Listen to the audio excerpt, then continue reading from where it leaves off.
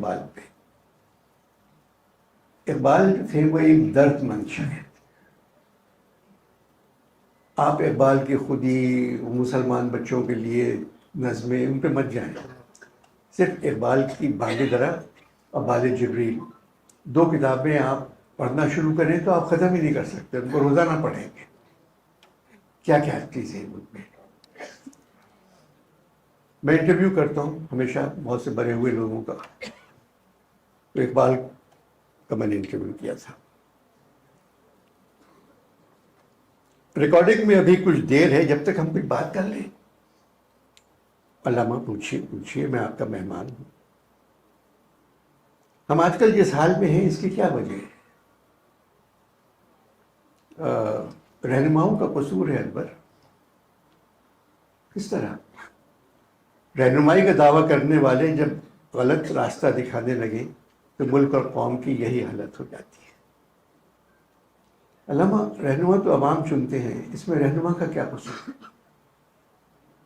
کسی کا قصور نہیں ہے، تعلیم کی کمی ہے. میری تو پڑھے لکھوں سے درخواست ہے کہ وہ اپنی تعلیم کا فائدہ دوسروں تک پہنچائے. کس طرح علامہ؟ جس طرح خوشبو غنچے کے سینے سے نکل کر ہر طرف پھیل جاتی ہے. 76 برس ہو گئے مگر یوں لگتا ہے کہ ہم آزاد ملک میں رہ کر بھی قید ہیں. ہم نے تو اس سرزمین کو باغ سمجھا تھا مگر یہ تو قفس نکلا. علامہ بیٹا، پنجرے سے رہائی کے لیے جدوجہد کرنا پڑتی ہے. ایسا لگتا ہے تم لوگ تھک گئے ہو. مجھے دیکھو، میں تو باز نصیب کی طرح آوارہ ہو گیا تھا، مگر اس سے یہ فائدہ ہوا کہ لذت نظارہ کو محسوس کرنے اور حسن مطلق کو دیکھنے کی آرزو پوری ہو گئی. تم تو مسافروں کی طرح اپنے وطن میں رہ رہے ہو، راستے کو مشکل سمجھ کر آگے بڑھنے سے ڈر رہے ہو. میں تو اس مسافر کی ہمت کا مرید ہوں جس نے اس راستے پر پاؤں نہیں رکھا جس میں پہاڑ، دریا اور بیابان نہیں ہے. مشکلات سے مقابلہ کرنا تو امر مقصود اصل زندگی ہے. آپ اس طرح کی باتیں کر رہے ہیں جیسے آپ نے روح اقبال پڑھی ہو. شاعری سے ہٹ کر بات کریں. یہ بتائیں ہم کیا کریں؟ اب تم لوگ کچھ نہیں کر سکتے. کیوں؟ تہذیب و تمدن کے پیالے جب پیمانوں کی طرح ٹوٹنے لگے تو کوئی کیا کر سکتا ہے؟ برسوں ہو گئے علامہ، کوئی اچھی بات سننے میں نہیں آئی.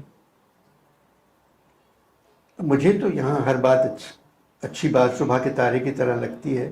وہ تیزی سے گزر جاتا ہے. وجہ کیا ہے کہ لوگ بیدار ہونے نہیں چاہتے. اب اپنی شاعری میں چمن کے بارے میں بہت کچھ کہا ہے آپ نے. مجھے تو یہ سرزمین اب بھی چمن دکھائی دے رہی ہے مگر اس چمن میں کوئی ساتھی نہیں دیکھ رہا ہوں. بہار پہنچ گئی ہے مگر کوئی پھول ہی نظر نہیں آ رہا ہے. چمن کی مٹی سے بہت لگاؤ تھا آپ کو. بات یہ ہے چمن کی مٹی کائنات کے راز کھول دیتی ہے. چمن میں ہر غنچے کی قبا کو صبا تار تار کر دیتی ہے اور ایک جھونکا اسے پھول بنا دیتا ہے. یہاں صبا تو چمن میں داخل ہونے کو تیار کھڑی ہے مگر غنچہ نظر نہیں آ رہا ہے. جس آدمی نے اس سرزمین کا خواب دیکھا اس کا دل بجھا ہوا ہے سر. چلیے اب ہم ریکارڈنگ کریں کچھ. جی کرو. پہلے چلے یہ بتاتے ہیں اپنے بارے میں، شاعری کے بارے میں کچھ تو بتا دیں. میں کیا بتاؤں؟ اڑائے کچھ ورق لالے نے، کچھ نرگس نے، کچھ گل نے. اڑائے کچھ ورق لالے نے، کچھ نرگس نے، کچھ گل نے. چمن میں ہر طرف بکھری ہوئی ہے داستانیں. السلام علیکم. جیتے رہیے انور مقصود. میرے پاس پہلے بھی وقت کم تھا اور آج اور کم ہو گیا ہے.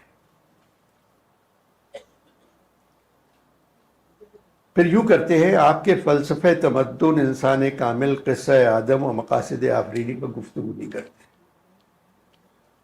کیونکہ وہ شاعری تو میں مانتا نہیں. تو کیا صرف سیالکوٹ پہ بات کرو گے؟ نہیں، آپ کی شاعری پہ بات کریں گے. مگر میرے پڑھنے والے تو سمجھتے ہیں وہی میری شاعری ہے. آپ کی شاعری ہے علامہ.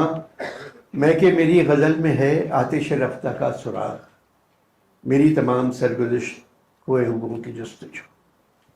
یہ علامہ تو بہت بڑا شعر ہے، یہ ساری شاعری ہے ان کی۔ میں کہ میری غزل میں ہے آتش رفتہ کا سراغ، میری تمام سرگزشت ہوئے وہ کی جستجو۔ انور مقصود، بہت سے لوگ کہتے ہیں اقبال کی شاعری روحانی اور اخلاقی مقاصد سے بھری ہوئی ہے۔ نہیں علامہ، میں نہیں مانتا۔ آپ کی تمام شاعری ایک درد مند دل رکھنے والے کی شاعری ہے۔ اوروں کا ہے پیام اور میرا پیام۔ میاں تم ٹھیک کہہ رہے ہو، اگر پڑھنے والے غور سے پڑھیں تو میری شاعری میں مسرت و غم، آرزوؤں کی کشمکش، حسرتیں، قوموں کا عروج و زوال، یہی تو میری شاعری ہے۔ علامہ اپنی صدی کا سب سے بڑا شاعر، غیر ممالک میں بھی شہرت پائی، دنیا گھوم لی، سب کچھ کرنے کے بعد کیا پایا؟ انور مقصود، یہ جہاں جب جہاں ہے، نہ قفس نہ آشیانہ۔ علامہ نے کہا دونوں ہی چیزیں نہیں ہیں، یہ جہاں جب جہاں ہے، نہ قفس نہ آشیانہ۔ پنجاب کا شہر سیالکوٹ جہاں پیدا ہوئے، والدین نے نام رکھا اقبال۔ آپ کی پہلی نظم 1901 مخزن میں چھپی، ہمالہ۔ غزلیں تو 1893 سے چھپنا شروع ہو چکی تھیں۔ انور مقصود، میں نے تو اپنی طرف سے بہت کوشش کی کہ ہمالہ مخزن میں نہ چھپے۔ میں اس نظم کو اتنا اونچا نہیں سمجھ رہا تھا جتنا ہمالہ تھا،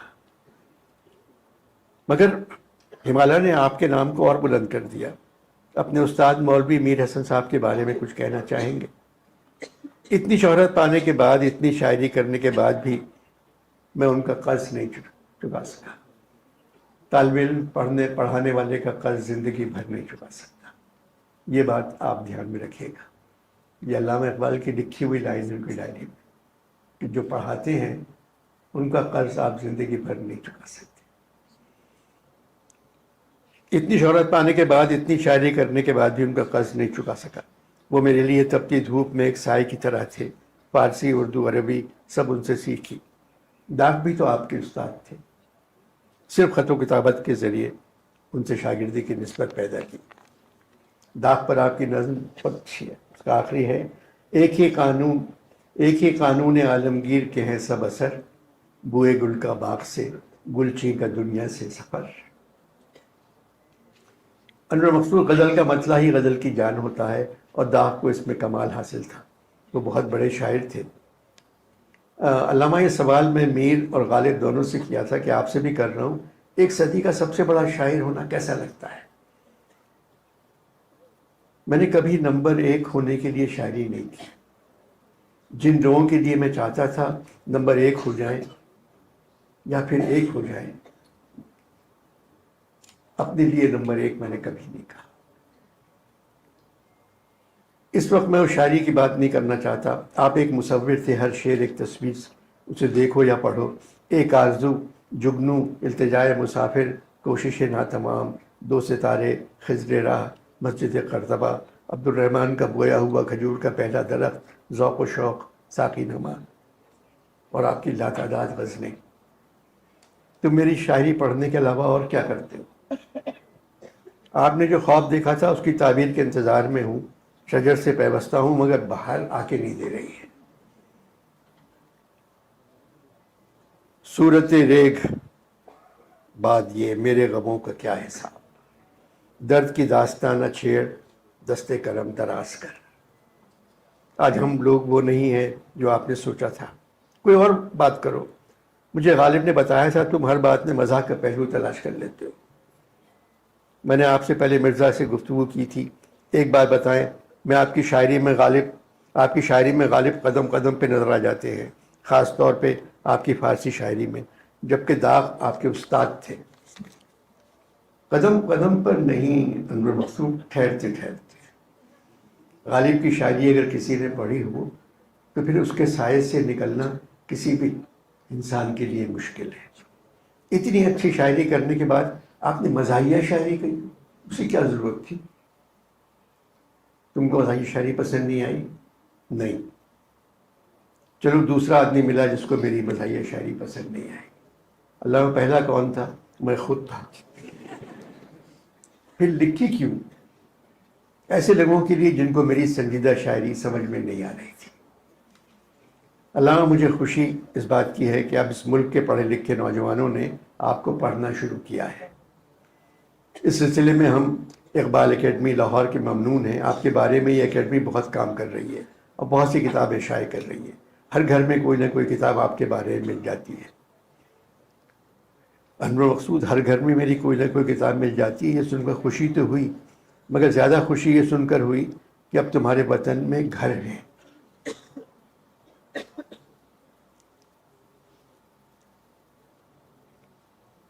یہ آپ خود پنجاب کے تھے، پھر آپ کا ایک شعر، آپ نے 4 مصرے لکھے ہیں پنجابی مسلمان کے نام سے.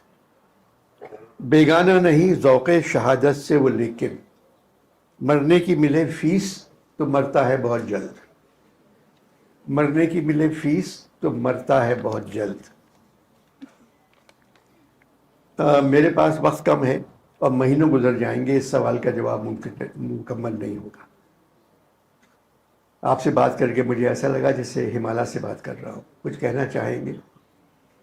مقصود وہی میری کم نصیبی، وہی تیری بے نیازی، میرے کام کچھ نہ آیا یہ کمال نے نوازی. اقبال، میری ایک نظم تھی انور. ایک شام حیدرآباد دریائے نیگر کے کنارے. اللہ مجھے یاد ہے وہ. اچھا میں بھول گیا ہوں، تمہیں یاد ہے؟ میں نے کہا چھوٹی سی نظم ہے، بہت اچھی ہے. میں خود پینٹر ہوں، میں پینٹ کرتا ہوں علامہ. 60 برس سے تصویریں بنا رہا ہوں. تو آپ کی ساری شاعری پینٹنگ ہی ہوتی ہے. خاموش ہے چاندنی قمر کی،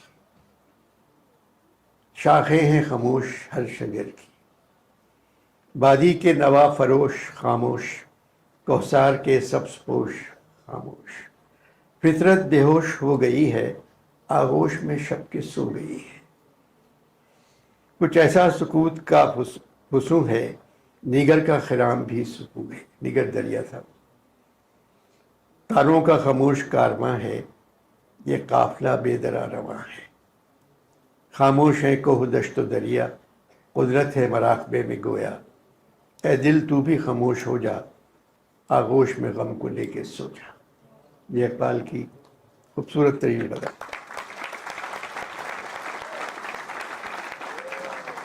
کمال ہے، زبانی یاد کر لی تم نے. دیکھو اس نظم میں نہ فلسفہ تمدن ہے، نہ انسان کامل ہے، نہ قصہ آدم ہے، نہ مقاصد آفرینی ہے. انور مقصود، یہی میری شاعری تھی. علامہ آپ نے غالب کا ذکر کیا، داغ کا ذکر کیا، میر تقی میر کے بارے میں آپ نے کچھ نہیں کہا، جبکہ آپ کے کئی اشعار میں میر کا رنگ ملتا ہے. چونک جاتے ہیں تو میرے اشعار میں میر کا رنگ؟ کون سے اشعار میں؟ علامہ برا مت مانیے گا، میر برا مت مانیے گا. میر بولے ہاں ہاں سناؤ سناؤ. میر نے کہا عشق تھا جو رسول ہو آیا، ان نے پیغام عشق پہنچایا. عشق تھا جو رسول ہو آیا، ان نے پیغام عشق پہنچایا. آپ نے لکھا عشق دم جبرائیل، عشق دم مصطفیٰ، عشق خدا کا رسول، عشق خدا کا کلام. علامہ یہ تو وہی ہے پورا. دوسرا سناؤ کوئی.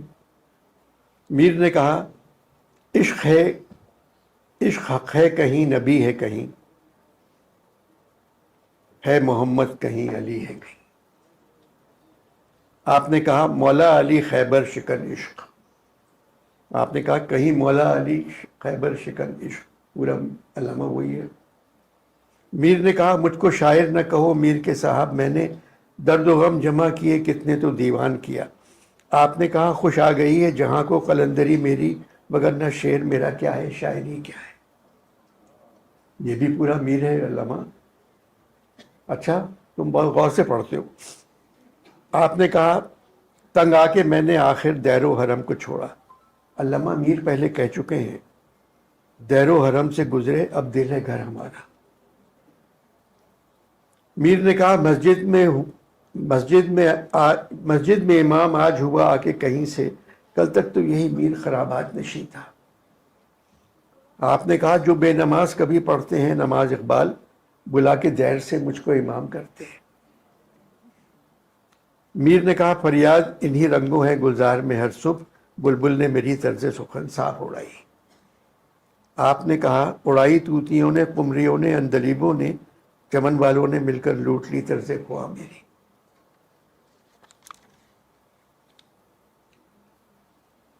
میر نے کہا میر کیا ہے فقیر مستغنا، آوے اس پاس بادشاہ تو کیا۔ آپ نے کہا کہاں سے تو نے اقبال سیکھی ہے یہ درویشی، کہ چرچا بادشاہوں میں ہے تیری بے نیازی کا۔ انور مسعود دماغ ایک سا ہے، سوچ ایک سی ہے، رنگ الگ الگ ہے، تو اس لیے اس کو چیٹنگ مت کہو۔ اقبال میرا ایک ڈرامہ تھا اقبال اور شیطان ٹی وی کا، اس کا اینڈ ہے کہ شیطان اقبال کے ساتھ بیٹھے ہوئے ہیں، وہ کہتے ہیں اقبال پوچھتے ہیں شیطان کیا کر رہے ہو آج کل؟ بول رہے یہ پاکستانیوں نے مجھے نکما کر دیا ہے، سارا دن لیٹا رہتا ہوں میں۔ تو علامہ کہتے ہیں کیوں؟ کہہ رہے مجھے آؤٹ آف جاب کر دیا،